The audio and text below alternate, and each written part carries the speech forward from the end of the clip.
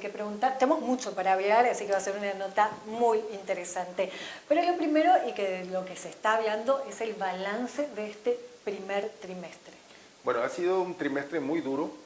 Yo pienso que nadie de la parte empresarial puede decir lo contrario. Hemos tenido un golpe terrible desde el punto de vista de las proyecciones que tenemos con respecto al campo, que es uno de los motores importantes que tenemos. Y esto ha ido afectando vamos a decir, a una dosis bastante alta toda la cadena logística, todo lo que se refiere a la gente que trabaja alrededor del campo.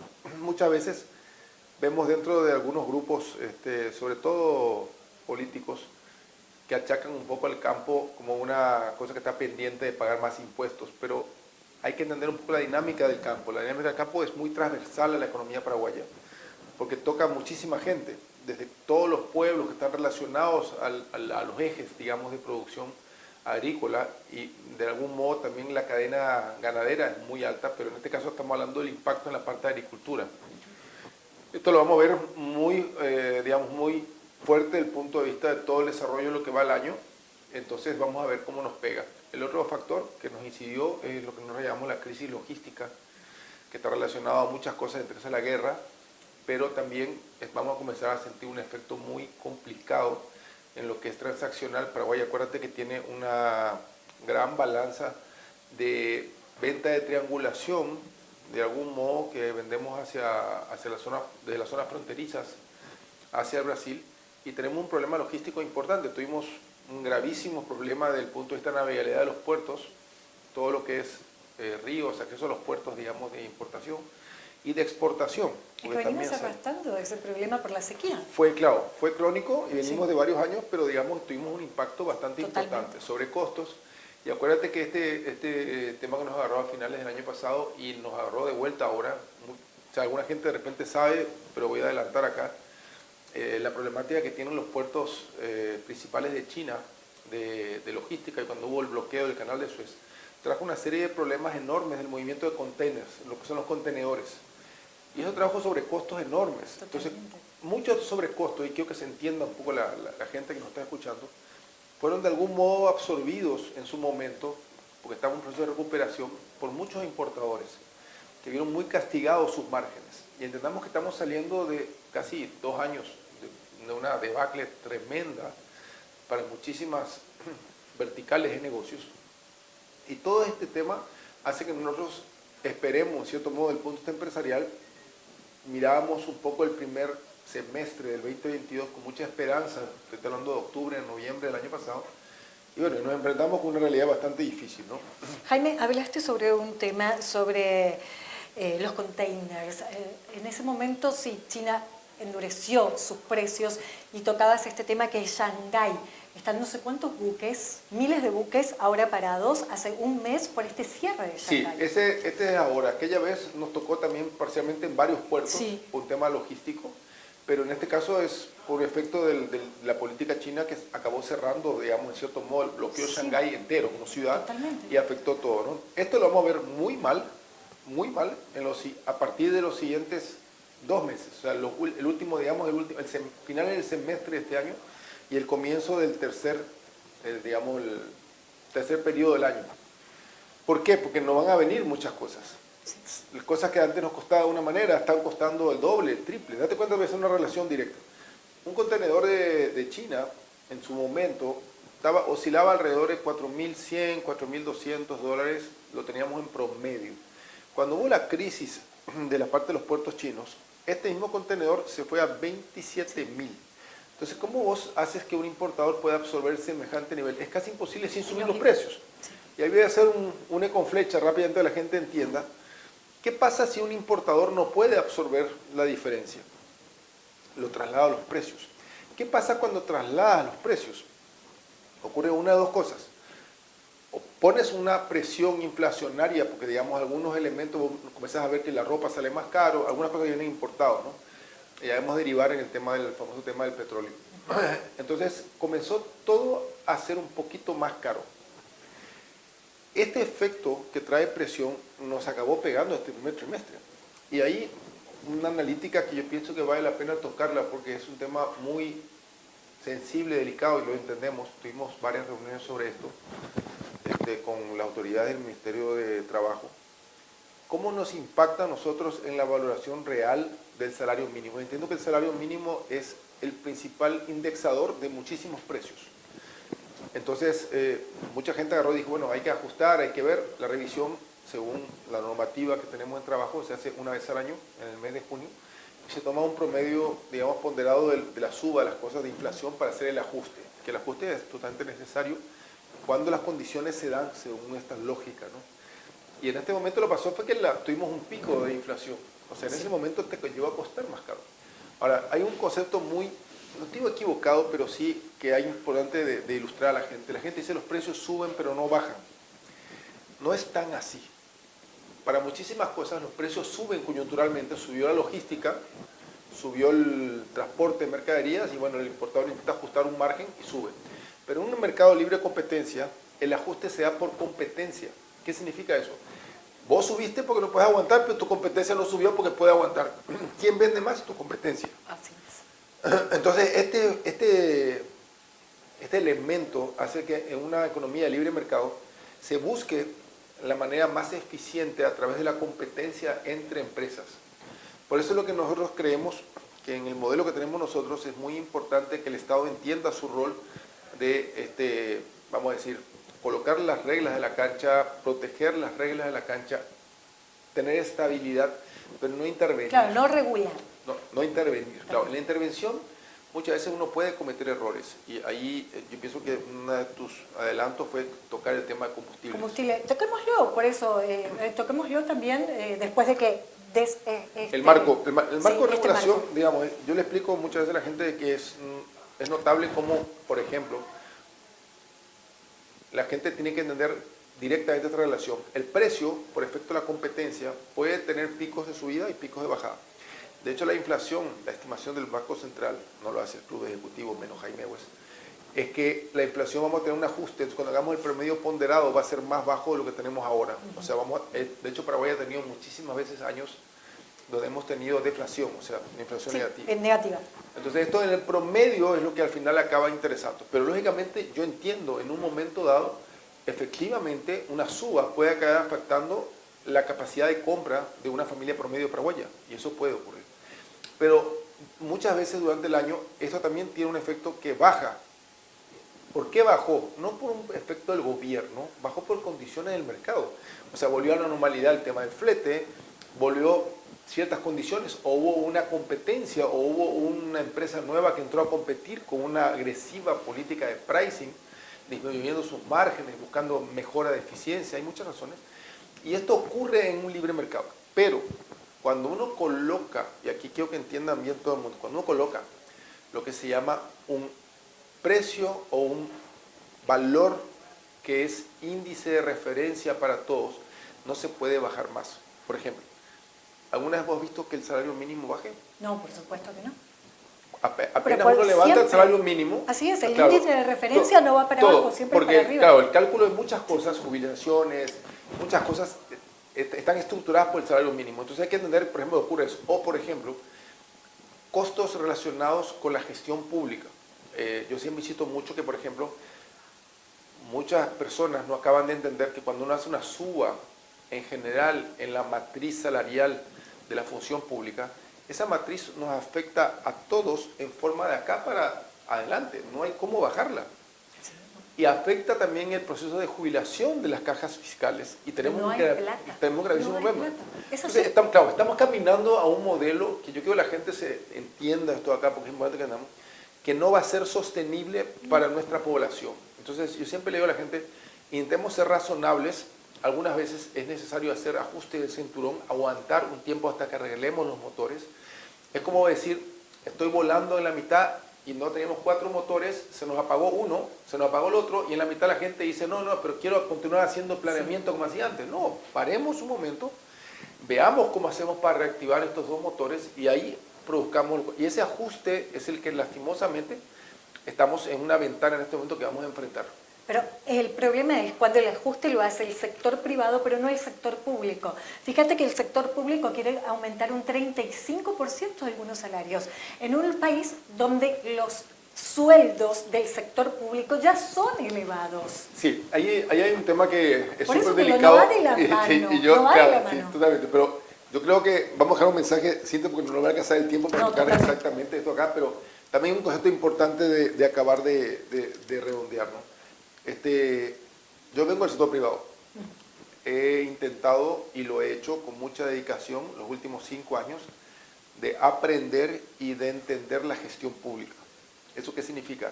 No opinar, sino que de mirar datos, estar escuchando con profesionales, entender esto acá. La primera lección importante es que la versatilidad y la flexibilidad que tenemos en el sector privado por las condiciones de libre mercado y de competencia, lo tiene el sector privado. No existe esa regla en el sector público. O sea, tocar en el sector público algo, tienes que tocarlo con mucho cuidado porque es permanente. Vos podés ocasionar mucho daño en la gestión pública. Y todo el mundo quiero que entienda esto, que es importante. La gestión pública eficiente es necesaria para todos nosotros como ciudadanos. Si usted tiene que exigir algo, tiene que ser una administración pública eficiente. Concretamente que sea eficaz, que dé los servicios correctamente al mejor valor que podamos tener. Entonces, no tiene sentido continuar, yo siempre digo, apoyando políticas que sean ineficaces. Y ahí voy al mismo tema. Ser eficaz en la gestión pública desde el punto de vista de gastos implica mucha voluntad política. Porque hay que hacer cosas que van en contra de muchos intereses. Hay que hacer recortes verdaderos. Claro, muchos intereses. Y yo pienso que aquí hay que recalcar, y te lo recalco yo desde el punto de vista del que te hemos discutido, uno de los ejes principales que creemos que fue muy importante son las 3 reformas principales que el Estado tiene que llevar adelante, ¿no? Una es la reforma, el cambio de la ley actual de contrataciones públicas, que está en la última etapa ya en el Congreso, esperemos que salga. La segunda es la ley del servicio civil, que apunta a, desde ahora para adelante, definir un nuevo marco de relación en lo que es contrataciones públicas, lo cual es muy importante, porque todos los problemas que tenemos ahora yo salgo con cacerola a reclamar una cosa y me dan un intento y después todos tenemos que salir a ver cómo pagamos eso ahí, por la falta de algún modo, no de previsibilidad, pero sí de que la autoridad en ese momento no pudo aguantar la presión de este grupo, que yo siempre le digo a la gente, es un grupo, no son todos los paraguayos. Ese es un problema que estamos teniendo últimamente, que pienso que cada grupo que reclama algo, le escuché hace poco a uno de estos transportistas, diciendo reclamamos en nombre de todos los paraguayos. Bueno, yo claramente en este programa quiero decir que los transportistas no son todos los paraguayos. Los que trabajamos, los que circulamos, los que producimos con nuestro esfuerzo todos los días, así como miles de trabajadores y emprendedores, necesitan moverse libremente y yo absolutamente rechazo de que alguien que exige un derecho crea que tiene la autoridad para anular el derecho de otro. Llámese por cualquier reclamo de cualquier punto. Tenemos un problema muy grave que estamos en la ventana actualmente en Paraguay de entender de que todos tenemos derechos individuales y nadie tiene derechos comunes, digamos que nos atañe a todos. Nunca tu bien va a estar por encima del bien de todos. Tenemos que entender que para ser una sociedad civilizada, respetuosa, que podamos construir las cosas, tenemos que respetar el marco de la ley. Y respetar eso significa no comenzar a cada uno interpretar como le da la gana.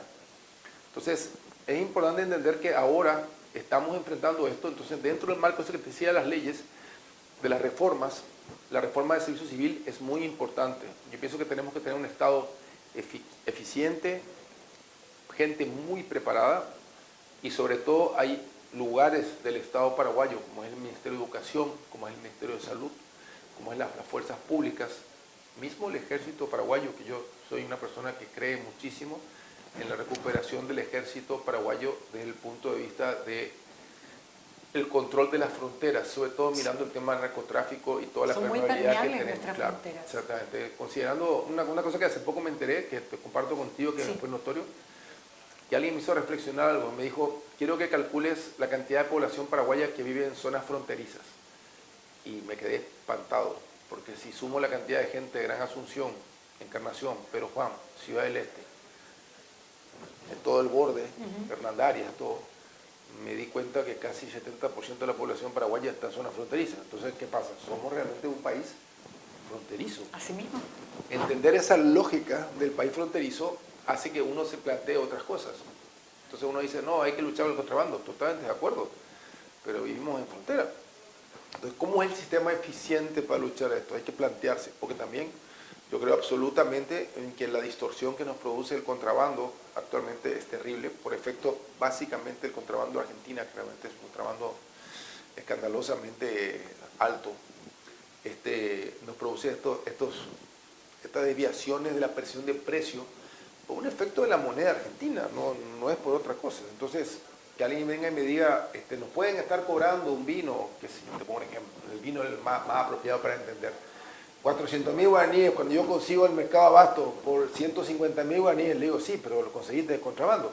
Sí, pero no paga arancel aduanero. La gente piensa que es un problema aduanero. Le digo, no, el problema es que el formal está obligado a mandar sus dólares para pagar su vino por el sistema del Banco Central de Argentina. Y automáticamente les quitan la mitad por un tema de desvío. Entonces, ahora, si esta persona de acá, importador, puede hacer la transacción sin usar el proceso del Banco Central, te aseguro que va a poner el vino a 150.000 guaraníes, a nadie le interesa ser no competitivo. Sí, es el proceso cambiario que tienen también los argentinos cuando quieren sacar su plata.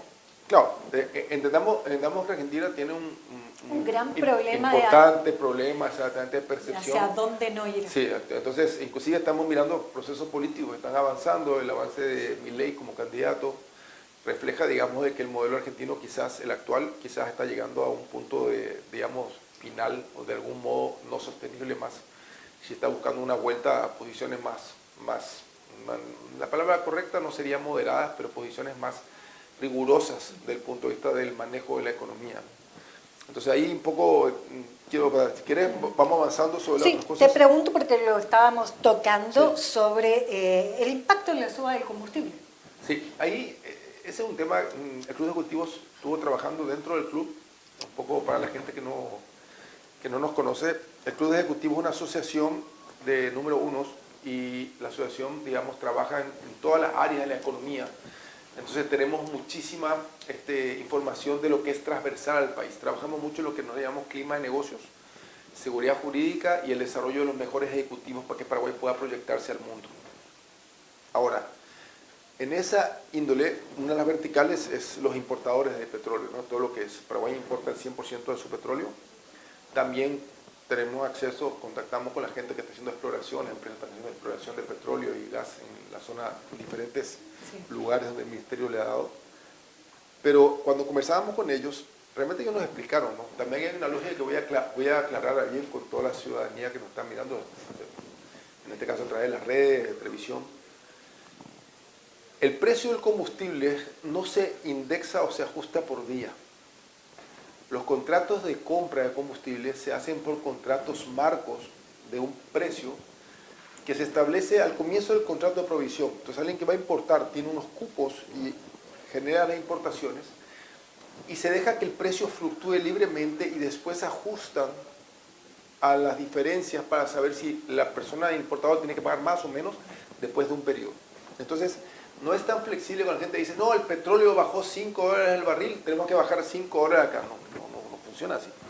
Hay precio de referencia. Por supuesto, pero cuando sube sí, instantáneamente. Sí, pero mismo en la parte de suba, que es lo que estábamos hablando, mismo cuando ocurre la parte de suba se debió justamente a las variaciones que te acabo de decir que se pueden dar en el ajuste. Entonces lo que intenta hacer, como yo al final del periodo el importador va a hacer el ajuste, él lo que intenta es en el cuadro del comportamiento del precio subir y bajar de acuerdo a cómo se comporta el mercado. Por eso es lo que se da.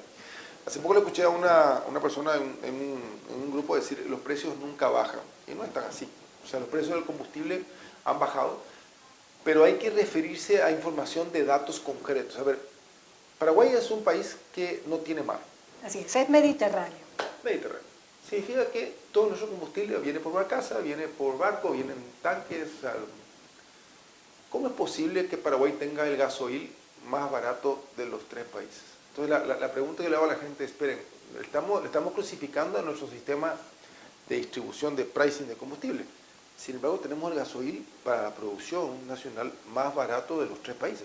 ¿Cómo es posible que Brasil, siendo productor, también importador, porque tiene un mercado muy grande, tenga precios bastante más altos que nosotros? o mismo Argentina, que también contiene todo un desvío de pricing. Entonces, yo pienso que la cuestión no está tanto centrado en intentar regular la lógica del mercado de petróleo. Porque este es el mercado de petróleo es un mercado altamente complicado. No solamente de provisión, todo lo que es la logística y la cadena de logística es muy compleja. Lógicamente que siempre hemos hablado de que, en cierto modo, yo creo que al haber sido uno de los mercados que desreguló en su momento el gobierno y dejó que Petropar compita libremente, hay que dotarle a Petropar de las herramientas para que pueda ser más eficaz. ¿Qué significa eso? Estamos comprar sin intermediarios, poder realizar la parte de, digamos, de contrato con las mismas reglas y que haya una regulación del libre mercado. Bueno, eso se está pidiendo. Claro, el libre mercado significa, dejemos que compitan, ¿sí?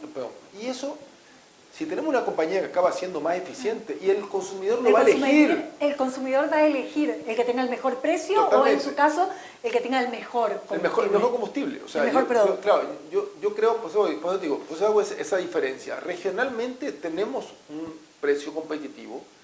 Y yo le digo a la gente, pero mira, porque muchas veces la gente me pregunta a mí, me dice, pero mira que la nafta Podium 100 está a tanto precio. Y le digo, pero esto es lo mismo que vos me digas que el traje de una marca de premium está más caro que el traje normal, o que una cartera de una mujer de marca está por encima del precio de abajo.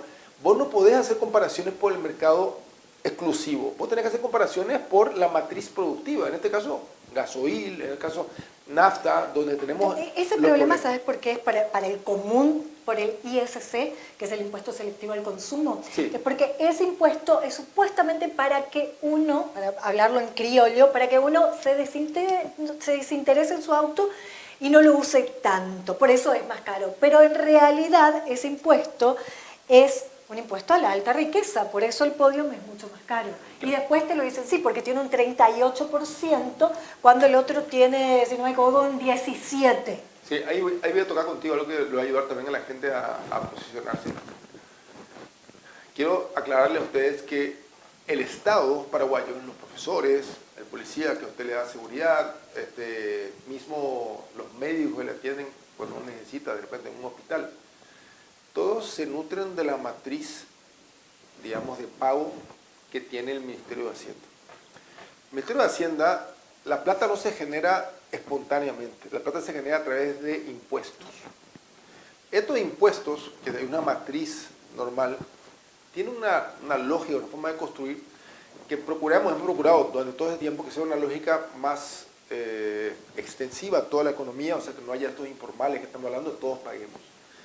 Y también haya vamos a decir, un fomento a que la gente que paga o la formalidad pueda crecer económicamente sin tener un peso excesivo. Aquí voy a explicar qué es peso excesivo. Es lo que nosotros llamamos carga tributaria. Hay países donde si usted gana 100, lo que me están escuchando, hay países donde el Estado le quita 75. Argentina. Varios. No solamente Argentina, pero para que vean más cerca, claro, acá al lado. Claro. 75. Lo mal que estamos. Sí, 75, 76. Entonces, acá la ecuación no es cuánto me quite la persona, porque uno no puede trabajar si te quitas 75 y te queda 25 para vivir. Y si encima te quitas 75 y no tenés el resultado que tenés que tener, entonces estás en problema. Aquí voy a hacer una analogía. No me gusta hacer muchas veces tanta analogía porque soy una persona que se autodefine mucho. Yo soy bastante nacionalista, muy paraguayo del punto de vista de que creo mucho en mi país, creo mucho en trabajar nosotros en las fórmulas que a nosotros nos sirven, por eso no uso mucha analogía a otros países. Pero por ejemplo en países que se conoce por su cultura, que son los escandinavos, la presión tributaria también es muy alta. Llega hasta el 80%.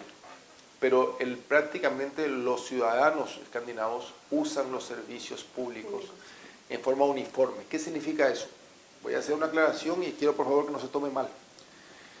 Si yo exigiera por ley que todos los hijos de los señores congresistas, del presidente de la República, el ministro de Hacienda, se vayan a colegios públicos y no puedan irse a ningún otro colegio, les puedo asegurar que los colegios públicos serían número 1 en el país. Lo cual yo no digo que no sean, hay muchos colegios públicos excelentes, ojo. Hay muchísima gente que se ha graduado, yo tengo amigos que se han graduado de colegios públicos, son excelentes de una excelente formación, pero digo, sería top. Sí. Eso ocurre en los países escandinavos. Entonces, yo veo mucha gente que se va y se atiende en un hospital que es público. Entonces, nosotros no tendríamos que tener esta diferencia que tenemos en este momento, que nosotros por un lado pagamos un servicio o un impuesto para un servicio público y a la vez contratamos privadamente, los que podemos. Y acá yo siempre digo que muchas veces tener esa posibilidad es una tremenda bendición, es un tema que sea, pero es una cosa que muy poca gente puede acceder. Así es. Nosotros tenemos que luchar para que el nivel de atención que tenemos para todos los ciudadanos sea lo más elevada posible, y eso es un Estado que sea eficaz, eficiente. Que no es Y eso no pasa solamente por aumentar impuestos, pasa por la cultura desde adentro del Estado en que yo administro dinero ajeno. Por lo tanto, tengo que ser coherente y totalmente riguroso con lo que hago. Ahí quiero rescatar, independiente que, vuelvo a decirte, a través del trabajo que he hecho todos estos años, yo veo que dentro de varias instituciones del gobierno, del Estado paraguayo, realmente el gobierno va cambiando, pero del Estado, hay gente muy capaz que tiene esa filosofía. Sí, yo te confirmo. Pero lastimosamente el problema que tenemos siempre es la falta de empoderamiento que acaba teniendo cada gobierno para ponerse las pilas y decir cómo hago para bloquear los intereses políticos, los intereses sectoriales que acaban conspirando contra el Paraguay posible, el Paraguay justo, el Paraguay, digamos, de equidad que necesitamos para salir adelante. Y esa gente totalmente capaz, lamentablemente no está en los puestos. Sí. Los puestos correctos o se cansan. Claro, yo pienso que muchos han llegado ahí. Yo conozco actualmente algunos que están en los puestos correctos, pero la presión que tienen es catastrófica. Y ahí está, se cansan. Entonces ellos acaban cansándose justamente, y a la larga yo creo que hacen mucha más patria estas personas que muchos de nosotros. Nosotros trabajamos en la sociedad civil. Yo siempre le digo a la gente, cuando uno trabaja en esto de construir políticas, trabajar con la parte del gobierno, consensuar, uno lo hace sin ningún tipo de retribución. O sea, vos dejas de trabajar horas en tu cosa, dejas de estar con tu familia algunas horas y pones eso para el trabajo comunitario, ¿no? Pero es importante entender cómo, digamos, que este país requiere mucho más gente. Yo estoy encontrando mucha de esta gente en las generaciones que hoy tienen 26, 30 años. Estoy encontrando muchas personas que me encanta. Yo les digo, muchos de ellos están pidiendo muchos de los consejos de cómo empujar esto y cambiar, ¿no? Y vuelvo a decirte, aquí voy a dejar pienso que una de las principales conclusiones es, todos tienen que entender que estamos en la puerta de la mejor oportunidad que tiene Paraguay para producir cambios muy relevantes en los siguientes 5 años. Y esas son las elecciones internas y las elecciones nacionales del 2023. En ese momento, por el sistema actual que tenemos, yo insto a todos los jóvenes, a toda la gente, que use su derecho del voto y que podamos elegir a los mejores senadores y los mejores diputados. Porque en ese lugar se decide el país. El país tiene un tema de gestión en el Ejecutivo, el presidente es importante, pero es mucho más importante tener los mejores senadores y los mejores diputados dentro del Congreso Nacional. Punto. Es por el modelo que tenemos ahora. Entonces, yo creo que es muy momento que todos entiendan, tenemos que involucrarnos, tenemos que comenzar a mirar y ver, porque en este momento, bajo el sistema actual que tenemos electoral, que yo pienso que el primer ejemplo que lo tuvimos fue en las municipales, podemos meter muchísima gente, no importa que sea del Partido Colorado, del Partido Liberal, no importa que sea de Patria Querida, no importa que sea de Encuentro Nacional, no importa mismo que sea del Frente Guazú, no importa. Independiente. O independientes, pero podemos meter gente nueva, gente que tenga una visión país, que no esté atada a los viejos vicios que tenemos de hacer la prebenda, hacer negocios, que son cosas que hemos arrastrado todos estos años. Esta es la oportunidad que tenemos. Ahora, yo siempre le digo a la gente, uno no puede hacer solo el trabajo. Miles de personas con el mismo concepto sí van a realizar el cambio. Entonces aquí es muy importante que todos se lleven esta tarea que yo le dejo a todos ustedes. Tenemos todavía por lo menos unos meses muy duros. Yo pienso que hay que poner mucho en este momento optimismo, mucha pasión en lo que vamos a hacer todos los días. Paraguay tiene dos características que yo pienso que se resaltan. El grupo empresarial que yo lidero tiene oficinas en Centroamérica. y nosotros hacemos muchos trabajos en diferentes regiones de Latinoamérica, y yo rescato del paraguayo dos cosas, ¿no? La primera es una población tremendamente solidaria. Yo, cuando vi el tema del COVID, yo no podía creer cómo salió adelante todo el entorno entero a través de la solidaridad de la gente que llevaba la comida, compartía su plato, hacía, cómo nos ayudamos entre todos. Y esto habla de una comunidad que cuando tiene un fin o tiene identificado una meta, somos altamente eficaces. Y la segunda es, somos altamente resilientes. El paraguayo, a pesar de que está dura la cosa, sonríe, a pesar de que está dura la cosa, le pone buena índole. Somos una población altamente, vamos a decir, proactiva a salir adelante. Yo quiero rescatar mucho que mucha gente no entiende. Imagínense lo que significa para un agricultor que tiene, la mayoría de agricultores de soja, contrario a lo que todo el mundo piensa, tienen campos relativamente pequeños. Son miles de agricultores, 200 hectáreas, 300 hectáreas. Imagínense lo que habrá sido para ellos mirar sus 300 hectáreas quemadas, totalmente secas y ordenadas. Y tener las ganas de levantarse a las 4 de la mañana para arrancar esa planta que está totalmente seca y apostarle de vuelta a la siguiente zafra y volver a endeudarse para sacar adelante. Y ese es el país que muchos de estos grupos que digo critican. Esta gente que se trabaja en la mañana, que se levanta, que es capaz de pagar su cuota, le paga a ñañeca en la despensa, que agarra y pone, digamos, parte de la plata que hizo para diferentes tipos de circuitos que va haciendo y hace esto cada 3 meses en la rotación que nosotros tenemos en el campo.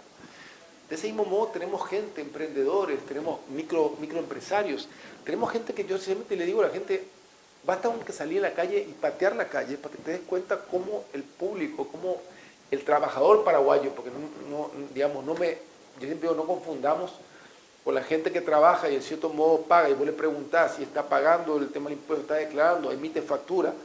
Ese es el héroe de Paraguay. Yo rescato muchísimo eso de ahí y siempre le digo a la gente, este país se va a levantar porque tiene el principal componente, digamos, que tenemos en la mayoría de la población joven. Somos un país bastante joven. Tenemos esa capacidad de levantarnos y mirar con optimismo el futuro y cada mañana sonreír y decir, gracias Señor, vamos para adelante. Así que yo pienso que en eso tenemos un año difícil, no va a ser un año fácil, pero vamos a salir adelante. Esperemos que esas sean tus palabras y que sean así. Se me fue el tiempo, Jaime, fue un placer. Espero que este sea la primera de las muchas veces que te entrevistemos. Depende acá del equipo y bueno, estamos acá a disposición. Muchísimas gracias. A vos, por favor. Nos vamos. Gracias, Nadia. Gracias, Nadia. Y hago todos los auspicios el doble el lunes. Chao, hasta el lunes. Elegís una marca legal.